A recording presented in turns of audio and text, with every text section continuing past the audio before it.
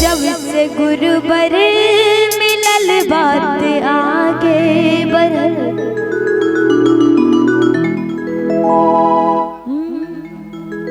जब से गुरुवर मिलल बात आगे बढ़ल।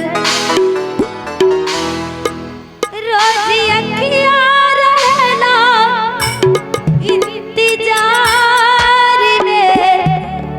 शिष्य भइली दीवाना गुरु के प्यार में।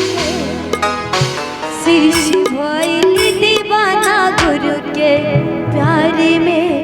और मीठी मीठी तालों के साथ जब से गुरुवर मिलल बात आगे।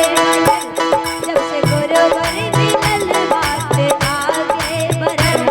रोज अखियाँ रहला इंतजार में। शिष्य भइली दीवाना गुरु के प्यार में।